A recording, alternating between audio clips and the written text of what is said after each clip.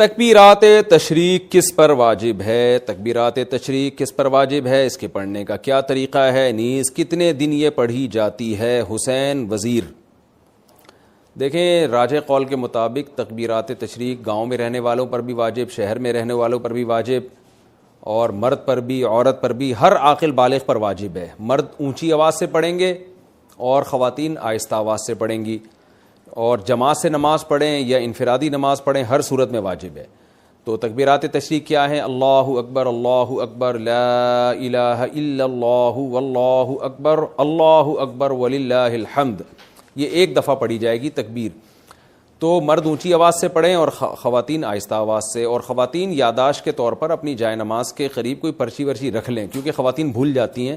مردوں میں تو یہ ہوتا ہے کسی ایک نے بھی اونچی آواز سے پڑھی سب کو یاد آ جاتا ہے، لیکن خواتین کے لیے چونکہ آہستہ آواز سے تو ان کو یاد دلانے والا کوئی نہیں ہوتا، تو گناہ ملتا ہے۔ یہ تکبیرات پڑھنا واجب ہیں۔ باقی یہ کہ کب سے واجب ہیں، تو 9 ذی الحجہ کی فجر، یعنی بقرعید سے ایک دن پہلے فجر کی نماز سے یہ شروع ہوں گی، اور پھر 13 ذی الحجہ یعنی بقرعید کے 3 دن اور اس کے علاوہ ایک اور دن، اس میں عصر کی جو نماز ہوگی وہ آخری تکبیر اس میں کہی جائے گی، مغرب میں نہیں کہی جائے گی۔ تو 13 ذی الحجہ کی عصر تک 9 ذی الحجہ کی فجر سے شروع کی جائے گی۔ تو یہ تکبیرات تشریق ہیں۔ تکبیرات تشریق صرف قربانی کرنے والوں کے لیے ہے۔ بقرعید کی تکبیریں کن لوگوں کو پڑھنی چاہیے؟ قربانی کرنے والوں کو یا ہر ایک کو؟ اور یہ تکبیرات کتنے دن تک پڑھنی چاہیے؟ حسین وزیر۔ یہ میں نے آپ کو اس سوال کا جواب اس سے پہلے والے سوال میں ڈیٹیل سے دے دیا ہے۔ جو قربانی کر رہے ہیں وہ بھی، جو نہیں کر رہے وہ بھی، سب پر لازم ہے۔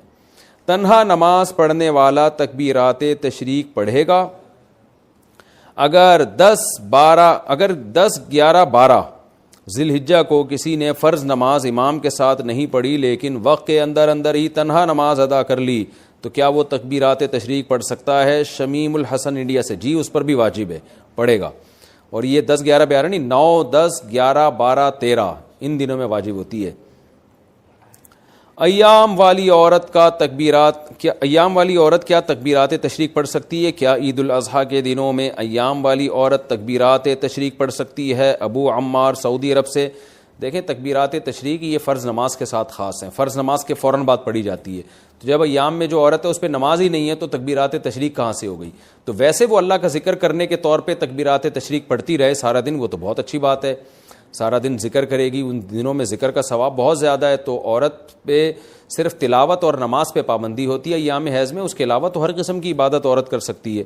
روزہ، نماز اور تلاوت نہیں کر سکتی، باقی درود شریف، استغفار، تکبیرات، یہ ساری عبادتیں جائز ہیں اور بلکہ باعث ثواب ہے۔